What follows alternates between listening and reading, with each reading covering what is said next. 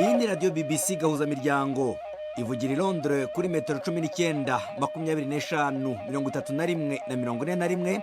Ivugira kandi ku mirongo ya FM mu karere k'ibiyaga bigari no kuri internet kuri bbcgahuza.com.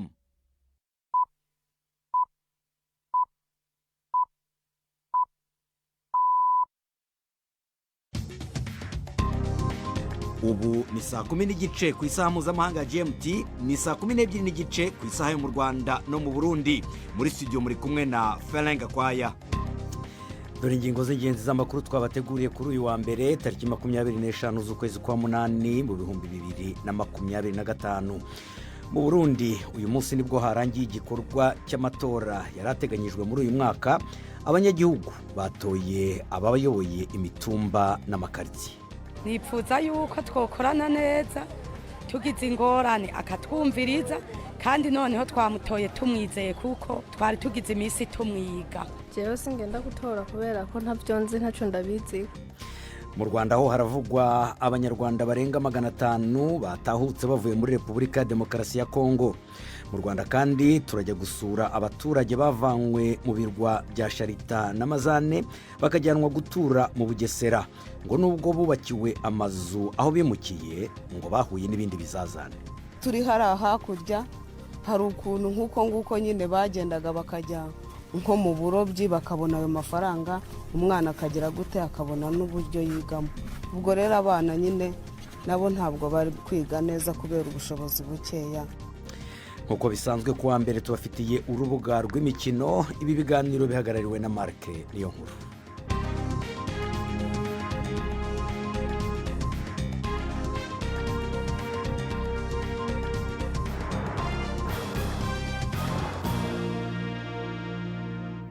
Ibyo byose ariko ni nyuma y'amakuru ya BBC avugwa hirya no hino ku isi, mubanza kugezwaho na Prudent Sengiyumva. Umuyobozi w'ishami rya Loni rishinzwe ubuzima ku isi OMS yasabye Israel guhagarika gutera ibigo by'ubuvuzi. Ni nyuma y'ibitero bya Israel byagabwe ku bitaro bya Nasser mu majyepfo ya Gaza bivugwa ko byishe abantu bagera kuri 20. Tedros Adhanom Ghebreyesus yagize ati nta kundi kubivuga ku buryo buranguruye, rekeraho. Abanyamakuru benshi barimo n'umwe wo mu biro ntaramakuru Reuters bari mu bapfuye. Bamwe mu bakomeretse biciwe mu gitero cya kabiri igihe amatsinda y'ubutabazi n'abanyamakuru baraho byabereye. Igisirikare cya Israel cyasohoye itangazo kivuga ko kibabajwe n'icyo cyise abantu babiguyemo badafite uruhare kandi ko kitibasira abanyamakuru. Hagati aho Minisitiri w'Intebe wa Israel Benjamin Netanyahu yavuze ko ashaka gukura abasirikare ba Israel mu majyepfo ya Libani ku buryo burimo ibyiciro. Ibyo ariko ngo bizakorwa niba ingabo za Libani ziteye intambwe yo kwambura intwaro umutwe wa Hezbollah. Mu ntangiriro z'ukwezi ku gitutu cya Leta Zunze Ubumwe za Amerika, guverinoma ya Libani yavuze ko iteganya kwambura imbunda abarwanyi b'uyu mutwe ushyigikiwe na Iran mu mpera z'uyu mwaka.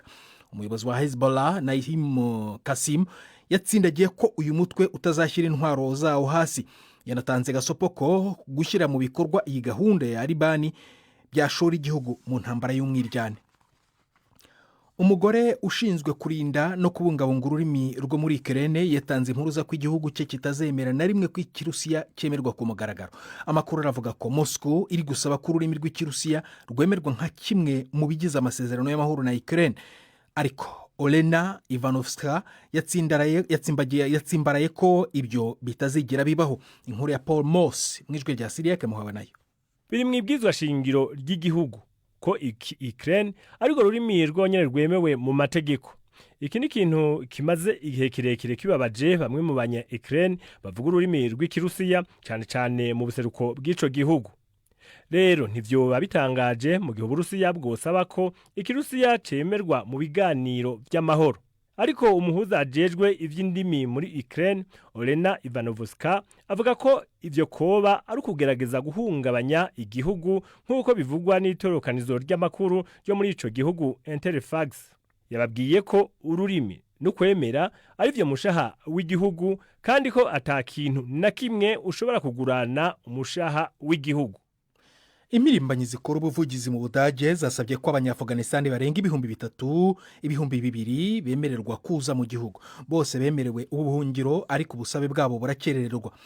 Abasaba bari mu itsinda ry'abaharanira uburenganzira bwa kiremwa muntu, abanyamategeko ndetse n'abanyamakuru. bari bamaze igihe muri Pakistani bategereje igisubizo cya nyuma, ariko abategetsi muri Pakistani batangiye kubata muri yombi no kubasubiza muri Afghanistan.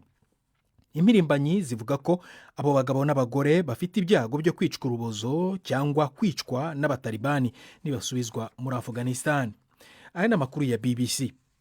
Guverinoma ya Afurika y'Epfo iri kuburira abakobwa b'abangavu kutagwa mu mutego w'amatangazo yo ku mbuga nkoranyambaga abizeza amahirwe y'akazi mu mahanga. Ibi bikozwe mu gihe amavideo menshi kuri interinete yamamazwa n'ibyamamare muri Afurika y'Epfo areshya abakobwa kujya mu Burusiya asakaye cyane. Inkuru ya Mayeni Jones uri Johannesburg murayigezwaho na Jean-Claude Mwambutsa. Abategetsi ba Afurika y'Epfo bari gukora iperereza kuri video yasohowe n'icyamamare ku mbuga nkoranyambaga gikurikirwa cyane. Iyi video ngo yamamazaga umushinga w'imyaka 2 wo gufasha abagore bagitangira kubona ubumenyi bubinjiza mu mwuga. Muri iyi video yafatiwe mu gace ka Tatarstan mu Burusiya, iki cyamamare kigaragaza aho abantu batoranijwe bagombaga gucumbika. Ngo yanavugaga kandi ko abatoranijwe bazahabwa akazi ndetse bakigishwa n'Ikirusiya. Inzego z'imyuga aba bagore bagombaga gukoramo ntizirasobanuka. Cyakora uyu mushinga wamamazaga wibanda ku bakobwa bari hagati y'imyaka 18 na 22. Hafi 1/2 cy'urubyiruko rwa Afurika y'Epfo nta kazi rufite. Umugaba w'ingabo wa Nigeria yasabye abagenzi be mu bihugu bya Afurika byose gukorana ku buryo bwa hafi mu guhangana n'ibibazo by'umutekano kuri uyu mugabane. General Christopher Musa yabwiye inama y'abagaba b'ingabo iteraniye i Abuja ko hakenewe bwangu gushyirwaho uburyo bwo gukorera hamwe. Yatangaje urutonde rw'ibibazo birimo urugomo rukabije rw'ubwihebyi, ibyaha byambuka imipaka ndetse n'ubushimusi. Nigeria ubwayo yugarijwe n'uruhuri rw'ibibazo by'umutekano biterwa n'abarwanyi ba Kisilamu ndetse n'abashimusi, kimwe n'indi mitwe yihanganiye kugera kubona ku butaka. Umuryango w'ibihugu byo mu burengerazuba bwa Afurika uzwi nka ECOWAS mu cyongereza cyangwa CEDEAO mu mpine wananiwe gusubiza kuva Mali, Niger na Burkina Faso byawuvamo nyuma yo guhirika ubutegetsi ku ngufu mu bihugu byawo. Urakoze Prudence Njumva kuri aya makuru ya BBC.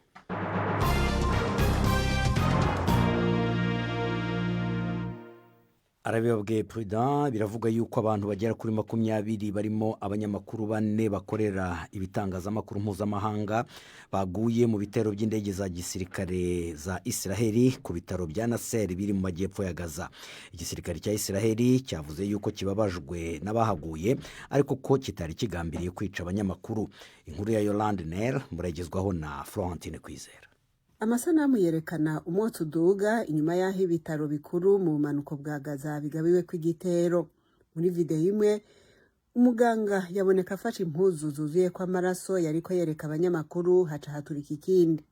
Ikigo cy'itangazamakuru Reuters kiremeza yuko umukozi waco yari asanzwe afata amasanamu Hassam al-Misri yishwe.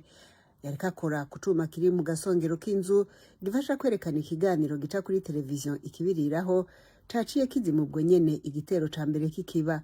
Ababibonye bavuga yuko igitero ca kabiri cabaye igihe abajejwe gutabara hamwe n'abanyamakuru bariko birukanga ahabereye igitero ca mbere.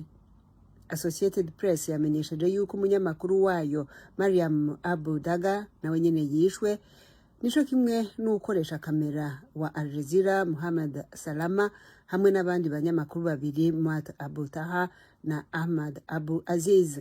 Komite ijejwe gukingira abanyamakuru CPJ ivuga yuko abanyamakuru 190 bamaze kwicwa kuva mu mezi 22 ashize iyi ntambara itanguye muri Gaza. Mu itangazo ryaco igisirikare ca Israel camenyesheje yuko kibabajwe n'uwari we wese yoba yakozwe ko kandi atari muri iyi ntambara, kandi ngo nta bitero bigambiriye gutumberezwa ku banyamakuru. Inkuru ya Yolande Nel. Amatora yarateganyijwe uyu mwaka mu Burundi yarangiye uyu munsi igihe batoraga abagiye kuyobora imitumba n'amakartier. Abagomba gutorwa ni abantu 15,220 mu gihugu cyose. Nta bantu benshi bagaragaye ku tuzu tw'amatora nk'uko byagenze mu matora yabaye ubushize. Hari abavuga yuko gutora cyangwa se kudatora aricyo kimwe ngo kuko bidahindura ibyo akanama gashinzwe amatora mu gihugu seni kaba karateguye. Ni inkuru ya Patrick Waso i Bujumbura. Nkurunziza James, numero 2 Ndeho Kubwayo Brett, numero 3 Sinzu Musi.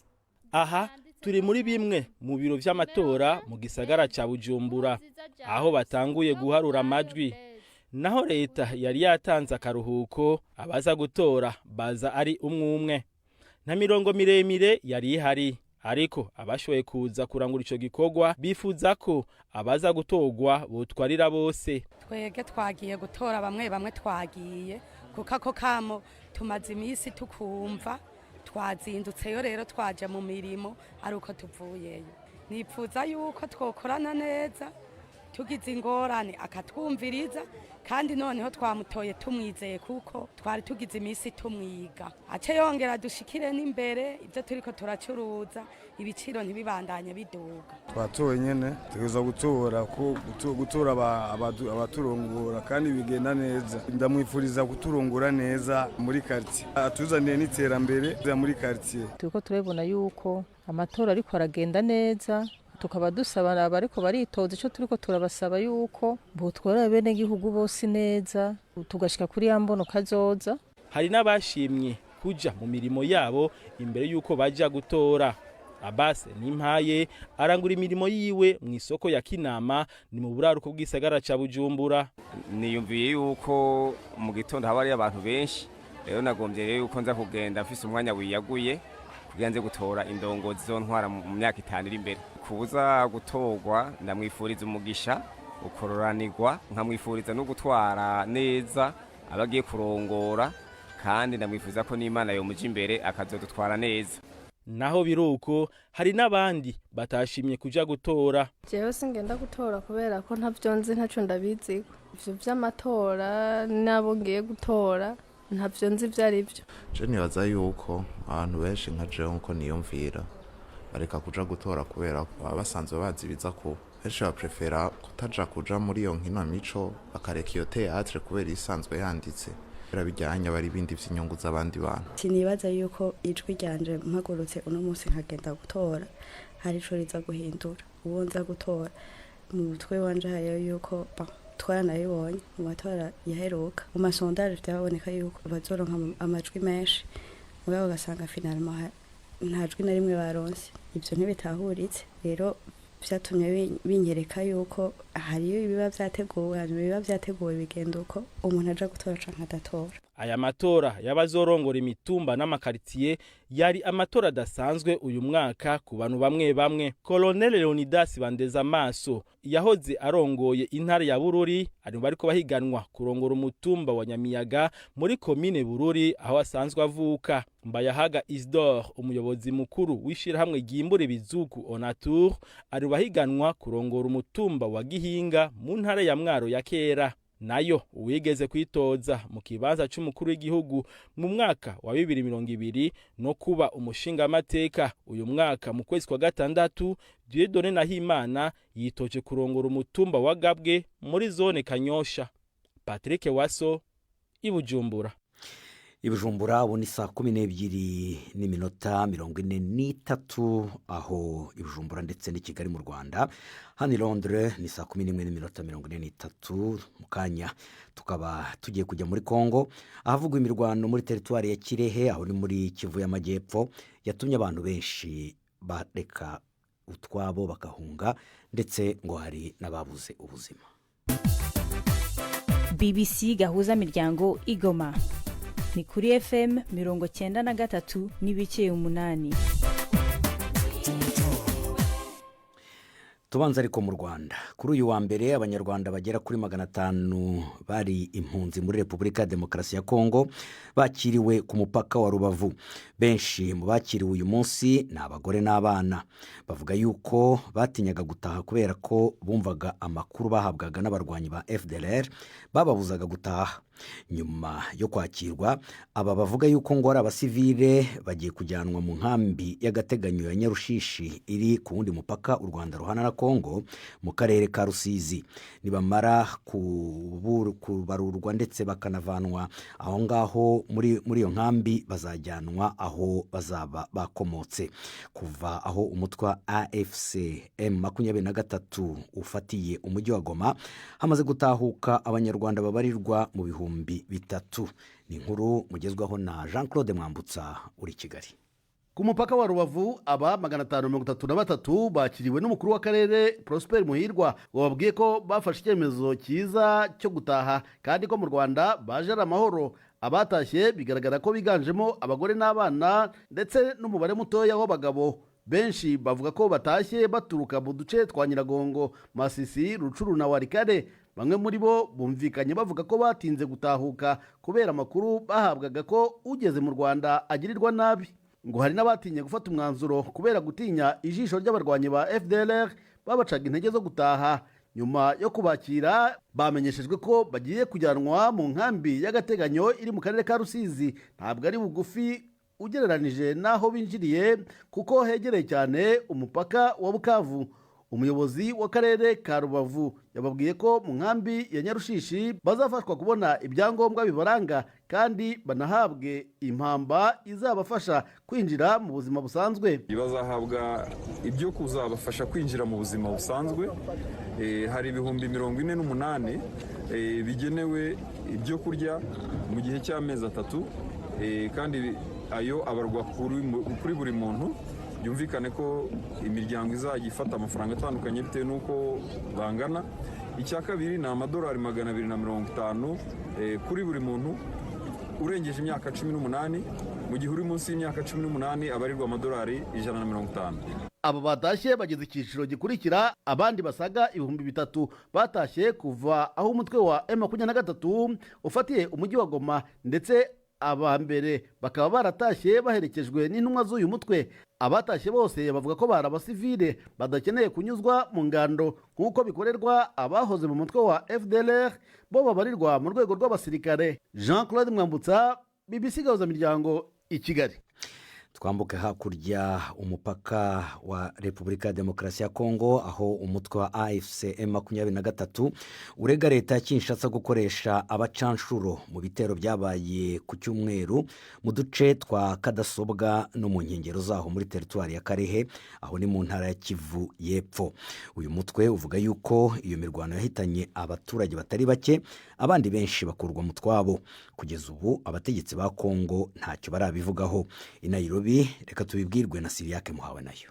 Iyo migwano bivugwa ko yabaye ku munsi wa gatandatu no kw'Imana mu bice bitandukanye by'intara ya Kivu y'Epfo, aho amakuru atandukanye avuga ko hari abantu benshi bataye izabo. Mu itangazo, Lawrence Kanyuka avugira umuhari wa AFC M23 yavuze ko ibitero byo ku munsi w'Imana byahitanye abantu benshi n'abandi benshi bahunze kubera kuraswa na za drone. Kanyuka yagiza abagwanyi b'abacangero bakorana n'igisirikare ca Kongo gukora ubwicanyi kandi ko ubu batazohava amahoro. BBC yabajije uruhande rwa leta ya Kongo kuri ibi bitero bivugwa ko bikorwa n'abacangero, ariko gushika ubu ntaco barabivugako. Igihe abagwanyi ba AFC M23 bigarurira igisagara ca Goma, harafashwe abacangero benshi bava ku mugabane wa Buraya. Bamaze kurekurwa bahawe inzira yo gutaha baciye mu Rwanda. U Rwanda ruragirizwa gufata mu mugongo abagwanyi ba AFC M23, ariko ruguma rubihakana, ahubwo rukavuga ko rwafashe ingamba zo kwikingira. Ahandi havugwa imigwano ikomeye yabaye ku munsi wa gatandatu ni mu karere ka Mwenga kari mu ntara ya Kivu y'Epfo. Bivugwa ko iyo migwano yatumye umuhari AFC M23 wigarurira agace k'imisozi miremire ka Rubumba ku birometero 80 uvuye mu gisagara ca Goma. Umwe mu bategetsi bo mu nzego zo hasi yabwiye BBC Gahuzamiryango ko ari byo koko ko Rubumba yafashwe kandi ko abantu benshi bahunze ako gace hamwe na Kajoka berekeza mu gisagara ca Uvira. Yaba leta canke uwo muhari nta numwe aremeza aya makuru. Mu kwezi guheze impande zompi zarashize umukono ku masezerano y'ibanze yo kurangiza iyo ntambara ku mugwa mukuru w'igihugu ca Qatar, i Doha. Byari bitekanijwe ko amasezerano nyezina ashirwa ko umukono itariki 18 z'uko kwezi, ariko siko vyagenze, naho izo mpande zose ubu zasubiye i Doha. Leta na AFC M23 babandanya kwagirizanya ibitero bibera mu ntara za Kivu ya ruguru n'Yepfo mu buseruko bwa Kongo. Siriake Muhawe nayo, BBC Gahuzamiryango, Nairobi. Mukanya turajya mu rubuga rw'imikino, ariko reka tubanze tubahonje gato ku ikinamico runana ry'ejo.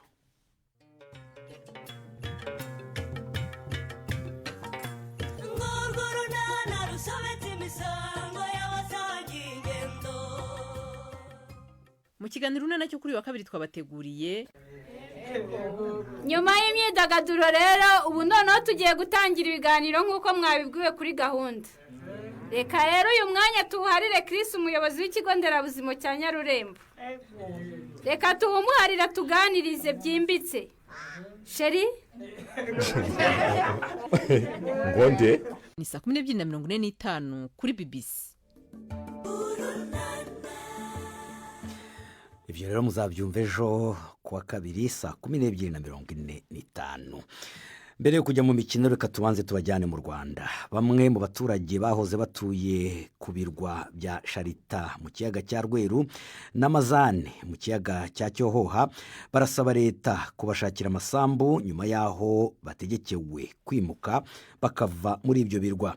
Leta y'u Rwanda ivuga yuko bategetswe kwimuka kubera gahunda y'icyo gihugu yo guhanga parike y'ibirunga. Hari abubakiwe amazu mu karere ka Bugesera ariko bakavuga yuko uretse amazu nta wundi mutungo bafite mu gihugu. Barifuza rero yuko leta yabafasha kurihira abana babo amashuri. Mugenzi wacu Jean Claude Mwambutsa yakubitiyeyo atuzanira inkuru.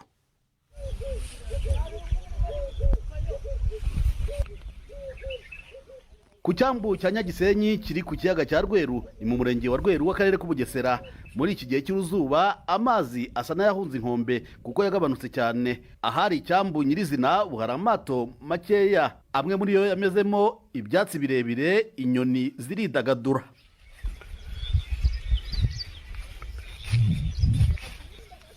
Ikirwa cya Sharita kiragaragarira kure mu mazi ariko sinashoboye kukigeraho kubera kutizera umutekano ubu bwato butoya. Aha ku mwaro ntahuriye na bamwe mu baturage bamaze kwimurwa. Imiryango 210 yatujwe mu mudugudu wa Rweru naho indi 162 ituzwa kuwa Kivusha. Nta masambu yo guhinga bafite, cyakora ngo baracyemererwa gusubira ku kirwa guhinga. Uyu ni Musabyimana Isaac. Baratwimuye baduha amazu nasinze wa umuntu nza akaba ariyo akayirya hakuno ubwo nuko ujya gushaka imere yo kujya guhinga nagira amahirwe aho n'undi naturutse najya amahirwe imvura yagwa nkarya tagwa nuko nyine. Manirakiza Jean d'Amour afatanya akazi k'ubuhinzi no gutwara abantu mu mazi. Ashima ko bemerewe kuba bakoresha ubutaka bimuweho, cyakora ngo ikibazo cy'izuba ntigituma babona umusaruro. Nubwo ikibazo cy'imibereho ari rusange kubimuwe kubirwa, Manirakiza asanga impungenge nyinshi ziri ku rubyiruko rudafite akazi. Inzego z'ubuyobozi nuko zadufasha zikatuba hafi, noneho zikadufashiriza urubyiruko rwacu ruba rucikirije amashuri, bakadufasha bakadushakira amashuri y'imyuga, abantu bacu bakomeza bakiga. Iki gitekerezo cya Manirakiza agihuriyeho na Mushimiyimana Mariana. Ashimira kuba baratujwe mu mazu meza, ariko ikibazo ni ubushobozi bwo kwishyurira abana ishuri. Imbogamizi zo kujya ku ishuri, abana bamwe bagacikiriza amashuri nk'uburyo twabonagamo wenda nk'amafaranga. Turi hari hakurya hari ukuntu nk'uko nguko nyine bagendaga bakajya nko mu burobyi bakabona ayo mafaranga, umwana akagira gute akabona n'uburyo yigamo.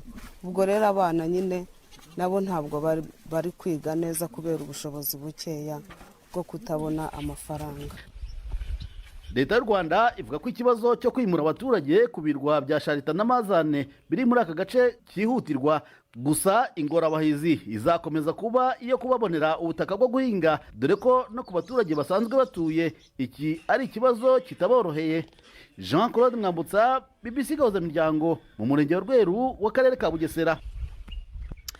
Inkuru ya Jean Claude Mwambutsa irimo iradusatiriza umusozo w'iki kiganiro. Nk'uko mubizi kuwa mbere tubagezaho urubuga rw'imikino, uyu munsi mwaruteguriwe kandi na Yves Bucyana. Mwireho mwese abateze amatwi BBC. Mere mu mikino y'igikombe cya Afurika gihuza abakinnyi bakina za shampiyona z'imbere mu gihugu. Ejo kuwa kabiri nibwo hateganyijwe imikino ya kimwe cya kabiri, amakipe yishakamo azahura ku mukino wa nyuma. Ni nyuma y'imikino ya kimwe cya kane yabaye mu mpera z'icyumweru, aho amakipe yose uko ari atatu y'ibihugu byateguye iri rushanwa yasezerewe. Habanje Kenya, Harambee Stars kuwa gatanu yasezerewe na Madagascar. kuri za penaliti enye kuri eshatu. Amakipe yombi yari yarangije iminota 120 anganya 1-1. Tanzania Taifa Stars nayo yasezerewe kuri uwo wa gatanu ikubiswe na Maroc igitego 1-0.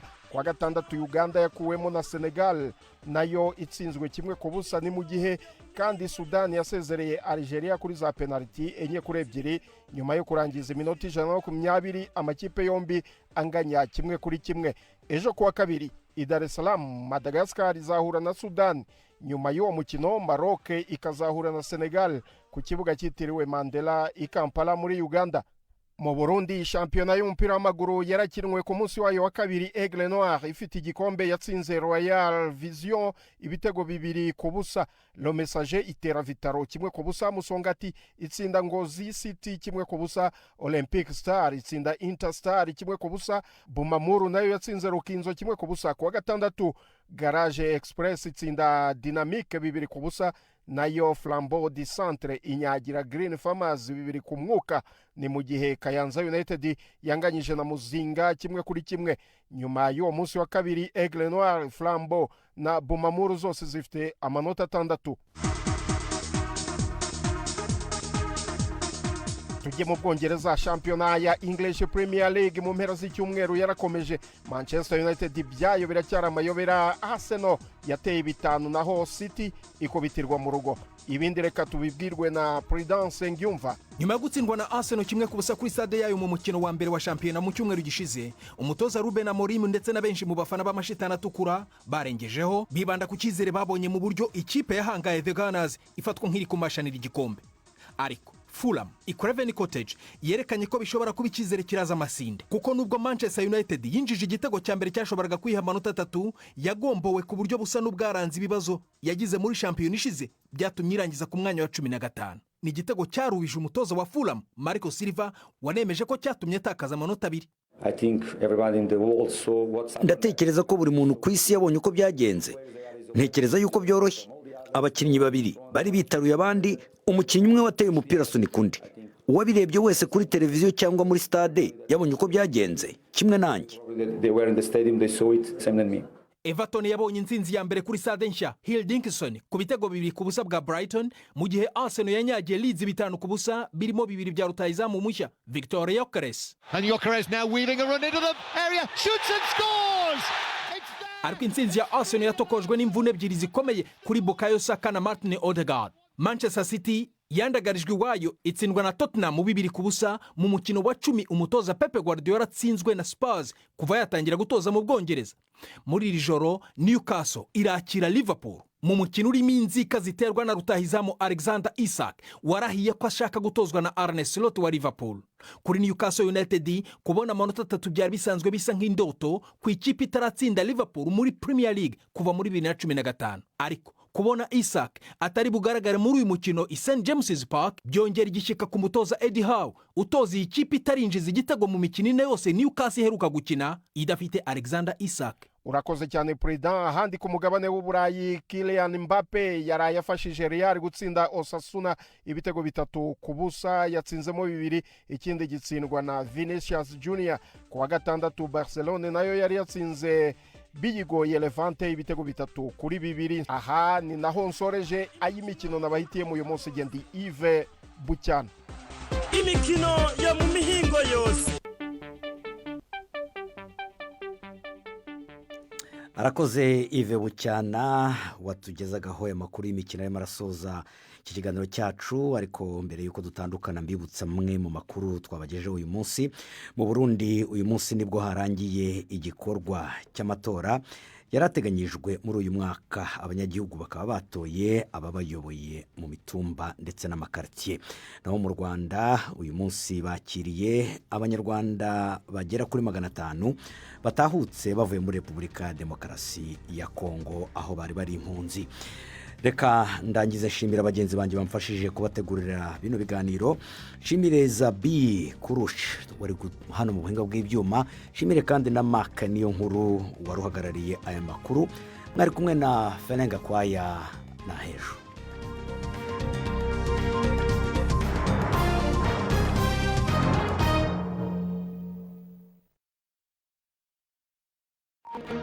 Thank you.